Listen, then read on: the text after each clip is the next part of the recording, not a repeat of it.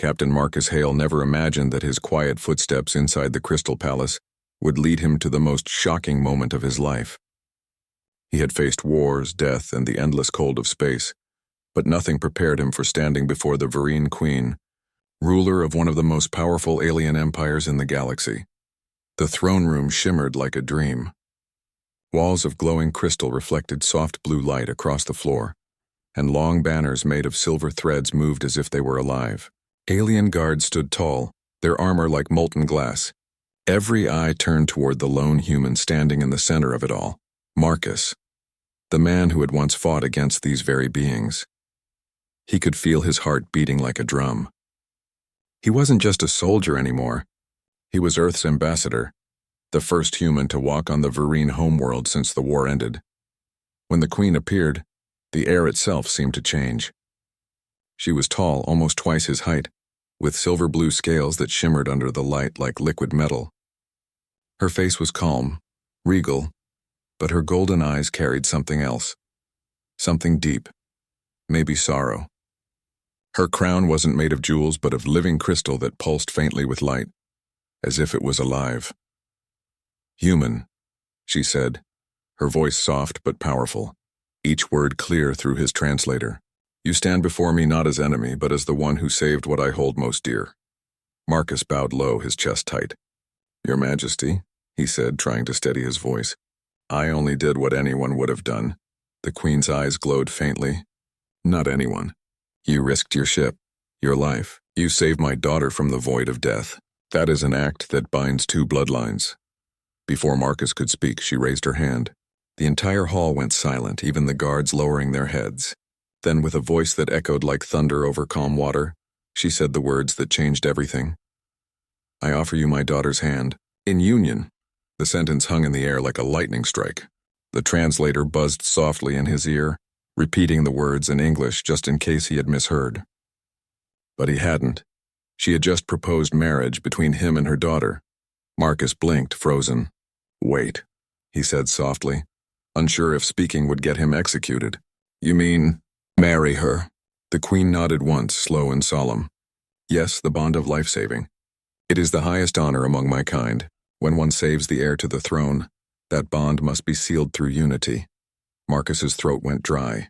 Around him, murmurs began to rise among the alien nobles, voices full of surprise, even anger. Some glared at him, as if the very idea of a human joining their royal bloodline was an insult. Behind the Queen, a figure stepped forward, Princess Cirella. She was unlike her mother, smaller, more delicate. Her scales a soft lavender that shimmered when she moved. Her eyes were golden, glowing faintly with curiosity and shyness. When Marcus's gaze met hers, she looked away quickly, her long tail curling around her legs nervously. He could see fear in her posture. Maybe she didn't want this any more than he did. The Queen turned slightly toward her daughter. "My child owes her life to this human. It is the law of our people and the will of our ancestors. Our blood must honor what was given." Marcus tried to speak, but words failed him. He was standing in front of an empire that once hunted his kind, and now their ruler wanted him to join their royal family. He thought about his crew, the way they had looked at him when he brought the princess aboard his damaged ship. The Vereen had been enemies then, but he had chosen to save her anyway. Not for reward, not for peace, but because no one deserved to die alone. That was what it meant to be human, and now, that one act of mercy had brought him here, to the edge of history between love and duty, between two worlds that had once burned each other's skies. The Queen's voice softened. "You are silent, human. Do you reject this bond?" Marcus looked up, meeting her unblinking gaze. His heart raced. He didn't know what to say. Refusing could be seen as an insult, maybe even a declaration of war. Accepting, that was another kind of danger entirely. He glanced at Cirella again. She stood there quietly, her eyes uncertain but kind. She wasn't a warrior, not like the others. There was something gentle about her, something almost human. Marcus took a slow breath. "Your Majesty," he said carefully, "I need to understand what this means before I answer. I didn't save your daughter for reward or alliance. I saved her because it was right." The Queen's expression softened for the first time. "And that," she said, "is exactly why I chose you." The Great Hall fell silent again. The crystals on the walls pulsed once like a heartbeat. And Marcus Hale, once a soldier, now the man caught between two civilizations, realized that this was not the end of his story. It was the beginning of something far greater. For the next few days, Captain Marcus Hale couldn't sleep. Every time he closed his eyes, he saw the Queen's face, her calm expression and the sound of her voice offering him her daughter's hand. The words echoed again and again in his mind, as if the universe itself wanted him to remember. He had been through so much in the war, lost friends, ships, and hope. But this was something his human heart didn't know how to handle. The Vereen called it the bond of life-saving. To them, saving a life wasn't just an act of kindness, it was a sacred link between souls. And when that life was royal, the bond became law. It meant unity, gratitude, and the joining of families so that the balance of fate would remain intact. Marcus didn't understand most of their customs. He had been studying Vereen culture for months, but this one rule was older than their history books, older than their written language. He wasn't sure if refusing the Queen's offer would insult her or start another war. And yet, the idea of marrying someone he barely knew, someone from another world, felt unreal. Still, he couldn't forget the night he saved the princess. Her ship had been hit during a battle on the edge of the Artheon Rift. The gravity storms there could tear ships apart in seconds. When Marcus saw her vessel spinning out of control, he didn't think twice. His crew had begged him not to go after it. "It's a Vereen ship," they had shouted. "They'd let us die if it were us." But Marcus had only said, "Then we'll show them we're better than that." He remembered the moment he had pulled her out of the wreckage, her breathing shallow, her scales cracked, her golden eyes dim with fear. She had whispered something in her language, something he didn't understand then.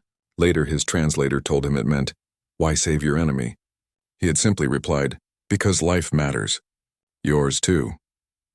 Now, weeks later, walking through the glowing corridors of the Vereen Palace, those words returned to him like ghosts. Princess Sorella had been quiet since the Queen's proposal. She avoided the crowded halls, often sitting in the royal garden that floated above the city. Marcus found her there one evening, sitting near a pool that shimmered with silver light. When she saw him, she didn't speak at first. The soft glow of the garden reflected in her golden eyes. Then finally she said, "You don't have to do this, human." Marcus blinked. "Do what?" "This bond," she said quietly. "My mother honors the old ways, but I know your kind does not follow our laws. You are free to refuse." He looked at her closely. She was young, maybe the Vereen equivalent of a human woman in her 20s. Her movements were graceful, her words soft, but there was something heavy in her tone, something lonely. "You don't want this either, do you?" Marcus asked gently. Sorella hesitated. "It is not about want. It is about duty." She touched the water with her claws, watching it ripple. "When you saved me, my life became tied to yours.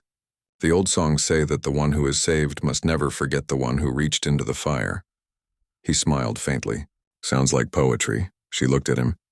"To us it is truth." They sat in silence for a while. Above them, stars flickered through the transparent ceiling. The Vereen city glowed below, towers of light and shadow stretching for miles. Marcus finally said, "You know, where I come from, we don't believe in fate. We believe in choice. I saved you because it was right, not because I wanted anything in return." Sorella's expression softened. "And that is why my mother respects you. No Vereen would risk everything for an enemy, but you did.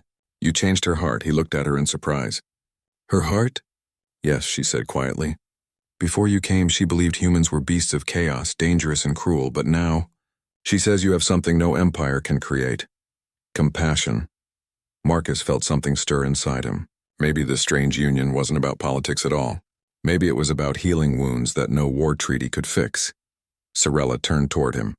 "If you choose this bond, you will not only join with me, you will become part of our history. Our worlds will remember your name forever." Marcus looked up at the stars, feeling their distant light fall across his face. He didn't want glory. He didn't want power. All he wanted was peace, real peace between their people. And maybe, he thought, this was the only way to make it real. As he rose to leave, Sorella's voice stopped him. "Marcus," she said softly, "when you pulled me from the flames, I thought you were a spirit.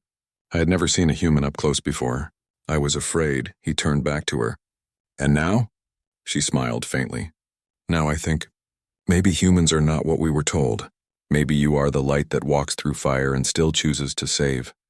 Her words stayed with him long after he left the garden. For the first time since the war, Marcus felt something he hadn't felt in years, hope. The days after Marcus met the princess in the garden were calm on the surface, but beneath that calm, danger was growing like a storm. The Vereen palace was full of whispers now, soft voices in dark corners and eyes that watched him wherever he went. To most of the Vereen nobles, Marcus was not a hero. He was a human, a being of flesh and weakness, from a race they once called the Fire-born Destroyers. They could not understand why their queen would honor a human above her own kind. When Marcus walked through the corridors, some turned their faces away. Others hissed in their alien language. His translator didn't need to explain the insults, he could feel them, but he pretended not to notice. That was the human way, to keep walking, even when the world turned its back. The queen, however, noticed everything. One evening, she invited Marcus to dine in her private hall. The air there shimmered with warm light and the scent of strange flowers. She looked at him for a long time before speaking. "You are troubled," she said. Marcus smiled faintly. "Your people don't seem too happy about your offer, Your Majesty." She nodded slowly. "They are afraid. The old wounds of war still bleed, even when the blades have been buried." He leaned forward slightly. "Do they hate me because I'm human?" The queen's golden eyes softened. "They fear what they do not understand. When two worlds have burned each other, it takes time to learn warmth again." He sighed. "I understand fear. Humans have it too. We just hide it behind jokes or stubbornness." The queen gave a small, curious smile. "Perhaps that is your strength." Marcus didn't know it then, but that dinner would be the last peaceful moment before everything changed. The next day, he found Sorella in the training courtyard surrounded by guards. She was practicing with a staff made of glowing metal, moving with elegant speed. When she saw him, she stopped, breathing heavily, her scales shining with sweat. "You train like a soldier," Marcus said with a smile. She looked at him, a playful spark in her eyes. "I am a princess, but I am also Vereen. We do not hide behind thrones," he chuckled. "I wish more humans thought like that." But before he could say more, a group of armored generals entered the courtyard. Their leader, a tall Vereen with black scales and burning red eyes, walked straight toward Marcus. "Human," the general said coldly, his voice echoing. "You walk among us as if you belong. You do not." Sorella's expression hardened. "General Kor, you forget yourself." The general bowed slightly but did not back down. "My princess, it is my duty to protect our bloodline from corruption." He turned to Marcus again. "You may have saved her life, but that does not make you worthy of her hand." Marcus stayed calm. "I didn't save her to be worthy of anything," he said quietly. "I did it because no one deserves to die alone." The general sneered. Noble words from a creature who burns worlds. Sorella stepped forward, her staff glowing with energy. "Enough, Kor," she shouted. "You forget that I owe this man my life. You will show him respect." The courtyard fell silent. The general's tail twitched angrily, but he bowed again. "As you wish, princess. But remember this. When a flame joins with crystal, one will always shatter." With that, he turned and left, his guards following him. Marcus watched them go, a chill running down his spine. "He doesn't seem like the forgiving type," he muttered. Sorella looked troubled. "He is loyal to my mother, but his heart still lives in the war. He lost many soldiers to human ships. He will not forgive easily." Marcus nodded slowly. "Then I'll have to earn it." But that night, when Marcus returned to his quarters, he found something waiting for him. A message burned into the wall, written in alien script. His translator blinked softly, translating the words, "Leave before the blood of two worlds is spilled." The words glowed faintly before fading into ash. Marcus stood there for a long moment, staring at the blackened wall. Fear wasn't new to him. He had lived with it since the first day of the war. But this was different. This wasn't just about him anymore. This was about peace, the fragile thread between two races that could snap with one wrong move. He looked out the window at the alien city below. Its towers glowed like stars against the dark sky, and far beyond he could see the faint shimmer of human ships orbiting the planet. Two worlds, still afraid of each other. Two peoples trying to heal, and now someone wanted to destroy that chance. Marcus clenched his fists. Not on my watch, he whispered to himself. Somewhere in the distance, thunder rolled across the alien sky, and Marcus knew it wasn't the weather. It was the sound of something coming, something dangerous, something that would test his courage once again. He didn't know if he could stop it, but he knew one thing for sure: he wouldn't run. He had faced war before, and if he had to face it again to protect what he believed in, then so be it. The soldier in him was still alive. And this time he wasn't just fighting for Earth. He was fighting for her. The morning of the peace ceremony began with golden light spilling through the palace towers. The city below shimmered like glass, and banners of both Earth and Virene hung side by side above the grand courtyard. For the first time since the war, two worlds stood together in the same place. Captain Marcus Hale stood at the edge of the stage beside Princess Sorella. She was dressed in soft silver armor that gleamed under the twin suns. Her mother, the queen, stood tall at the center, her crown glowing faintly with power. The entire courtyard was filled with thousands of Virene, their faces lifted toward their ruler, their alien eyes bright with pride, or suspicion. Marcus looked around nervously. He could feel it, the unease in the air. Peace was never simple. Somewhere out there someone was waiting to break it. Sorella noticed the tension in his eyes. "You feel it too," she whispered. He nodded. "Something's wrong." Before she could reply, the queen began her speech. Her voice echoed across the courtyard like music. "For centuries our stars have burned in anger. We have feared the unknown, called it enemy, and forgotten that courage is born from understanding. Today that ends." Cheers rose from the crowd, but not everyone was cheering. In the distance, Marcus saw movement, shadows among the towers. His instinct screamed, "Get down!" he shouted. A second later, the sky exploded. The blast tore through the air, shaking the crystal towers. Fire rained down like falling stars. The ground split, and alien soldiers scattered as another explosion followed. Marcus threw himself over Sorella, shielding her from the impact. Heat burned his back as fragments of crystal crashed around them. Smoke filled the air, thick and choking. The once bright banners now burned like paper. Marcus coughed, pushing himself up, his ears ringing. "Sorella," he called. She was on the ground beside him, her scales scorched but alive. Her eyes fluttered open, wide with fear. "My mother!" Marcus turned toward the throne. The queen's guards were already surrounding her, weapons raised. A group of dark-armored rebels had stormed the platform. They wore no royal emblems, only a single symbol etched in red, the mark of the old warlords. General Kor stood at their front, his red eyes blazing. "The queen has forgotten what we are," he roared. "We bow to no human." "We are Virene!" Marcus's heart sank. The warning on his wall, it had been them. The rebellion had begun. The palace erupted in chaos. Guards clashed with rebels. Blades of light cut through the smoke.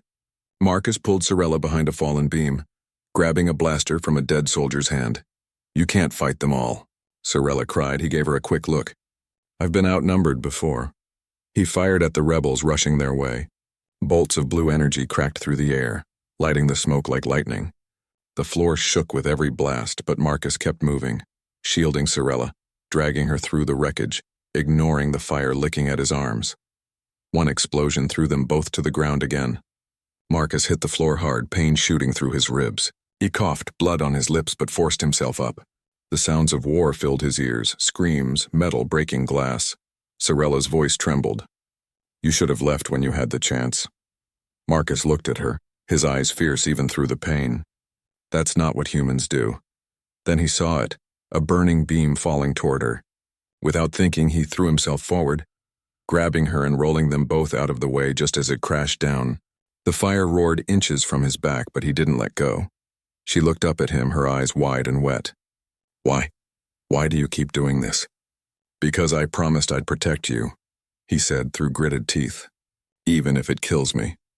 The queen's voice echoed through the chaos, sharp and commanding. "Guards, protect the air!" More explosions shook the hall. Marcus pulled Sorella toward the exit, half carrying her, half dragging himself. Every step felt heavier, but he didn't stop. He could barely hear his own heartbeat over the roar of fire. Outside the palace, ships were rising, rebel crafts breaking through the sky. The queen's army fought to hold them back, but the rebellion was strong, planned, ruthless. When Marcus finally reached the medical bay, his body gave out. His vision blurred. The last thing he saw before falling into darkness was Sirella's face leaning over him, her golden eyes filled with tears. "Don't you dare die, human," she whispered, her voice trembling. "Not after saving me twice." Then everything went silent. The attack changed everything. The fragile peace had shattered, and somewhere deep in the Queen's heart anger burned cold and fierce.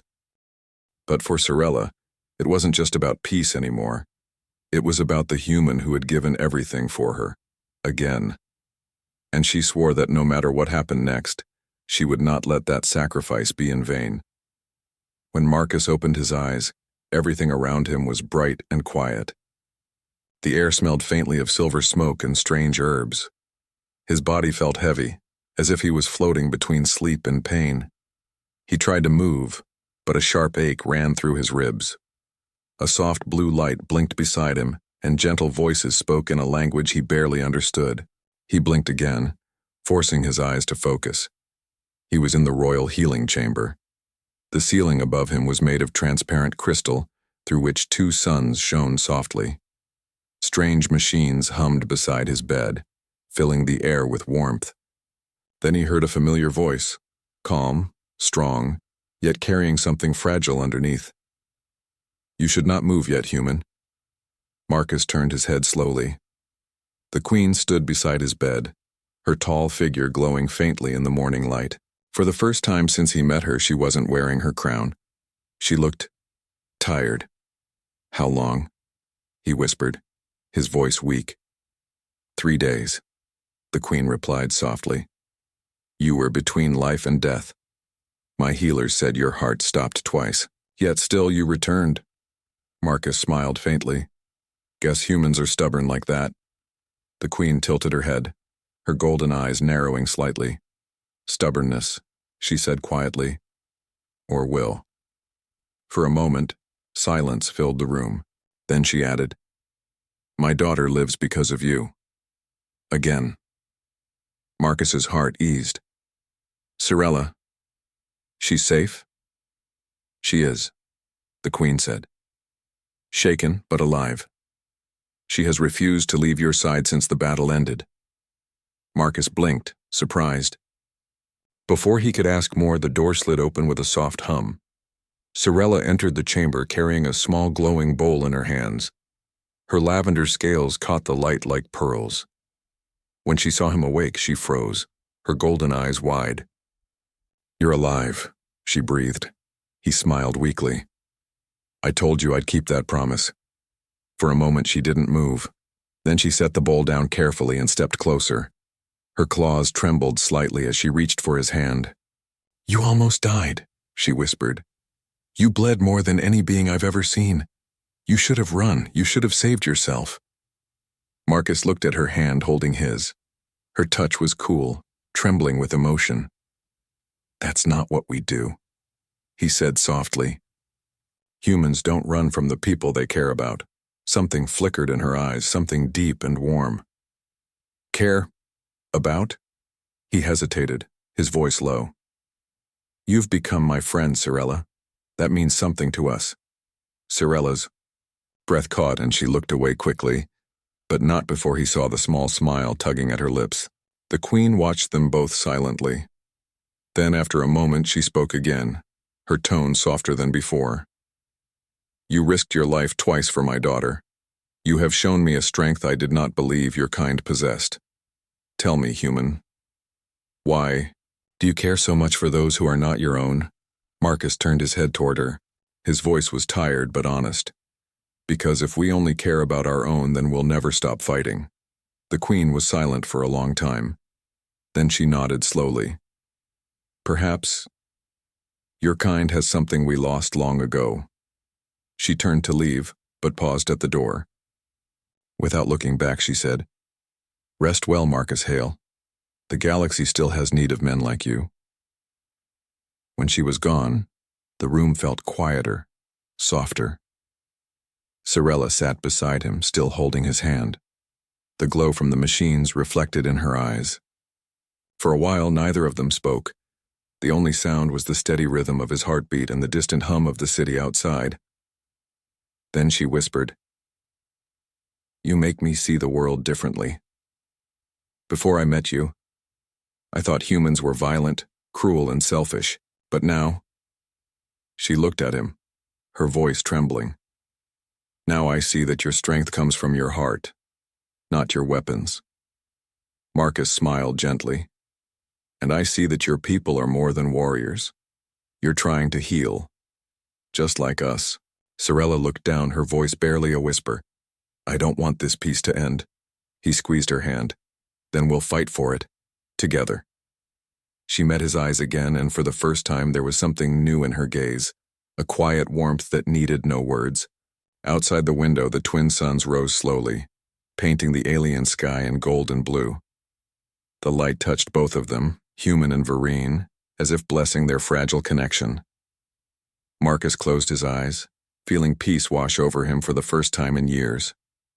He had come to this world as a soldier, carrying scars of war, but lying there beside the alien princess whose life he had saved twice, he began to realize something simple, something beautiful, that maybe, just maybe, love was the strongest weapon humans had ever created. Days passed and Marcus slowly recovered. His wounds healed, but his mind remained heavy with thoughts. He often stared out of the crystal window, watching the strange sky that never looked the same twice. Two suns drifted lazily above the alien city, casting golden light over the towers of the Vereen Empire. Every day Sorella visited him. She brought food, stories, and laughter that made his pain fade a little. Sometimes they talked about Earth. Sometimes she told him how her people were trying to rebuild after the attack. And sometimes they just sat in silence, letting the moment speak for them. One morning, as soft music played through the halls, the Queen sent word that she wished to see Marcus. Sorella's face turned serious when she delivered the message. "She has been thinking deeply," she said. "Something important is coming." Marcus felt a quiet weight settle on his chest. "Then I guess I should hear her out." The royal guards escorted him through the shining corridors of the palace. He walked slowly, still feeling the ache of his injuries, but he stood tall. When the great doors opened, the Queen sat upon her throne, not as a ruler of millions, but as a mother. Her crown rested on her lap, and the room was quiet except for the soft hum of energy crystals. She looked at Marcus for a long time before speaking. "You have given much to my people," she said. "You saved my daughter, you defended our city, and you showed compassion where others would have shown hate. The council speaks your name with respect."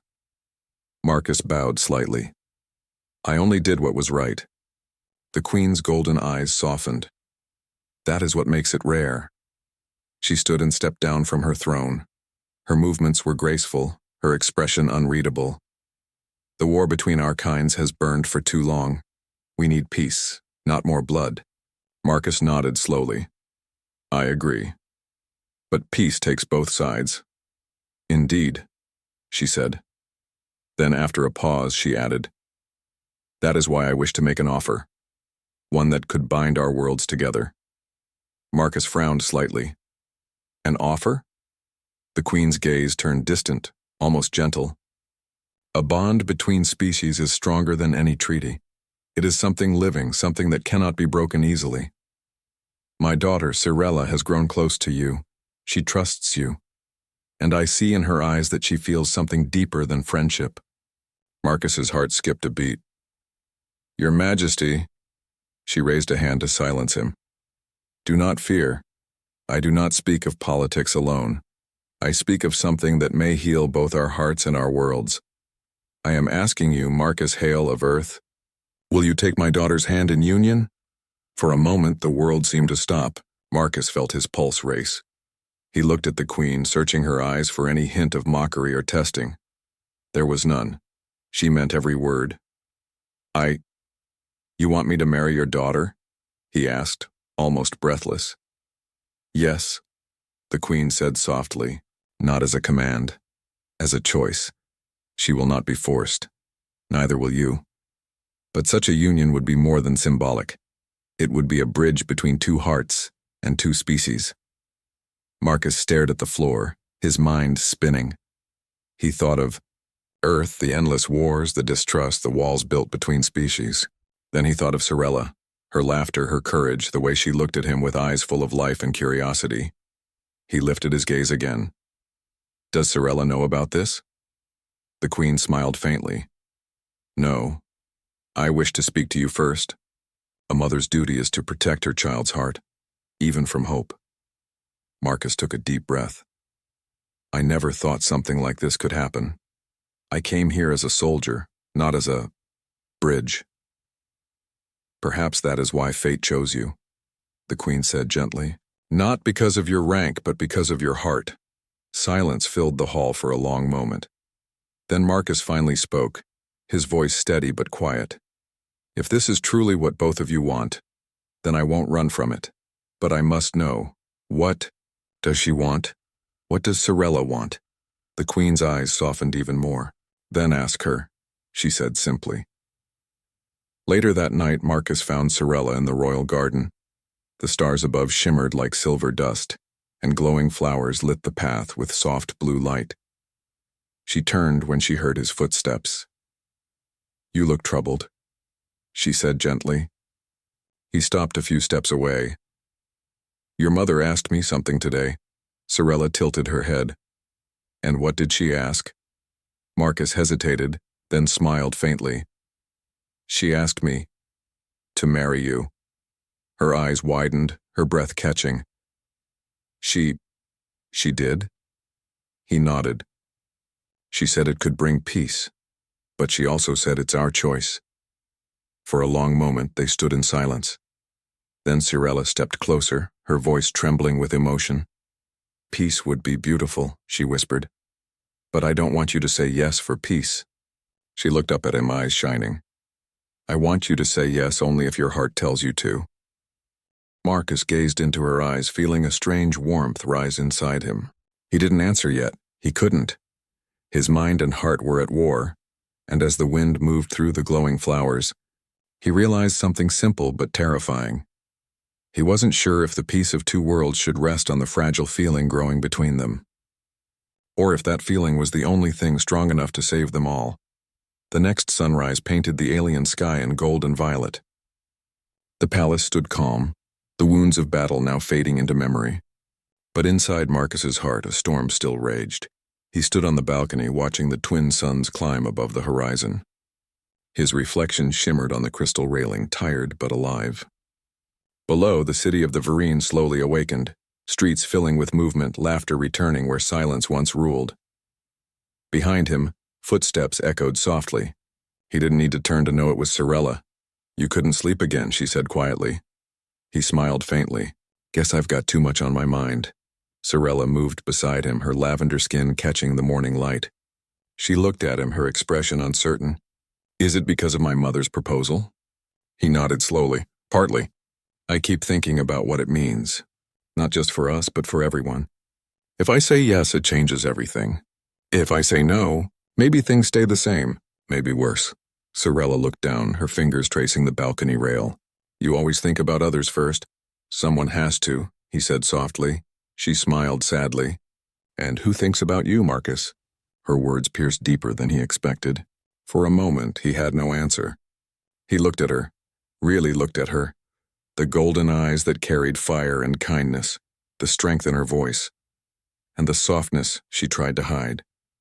He realized how much she had changed him. How much this strange alien world had begun to feel like a second home. I came here as a soldier, he said quietly. I was trained to follow orders, to fight, to survive, but now, I think I understand something else. Sorella tilted her head. What is that? That peace isn't made by governments, he said. It's made by people. By moments like this. For a while, neither spoke. The wind whispered through the glowing trees below.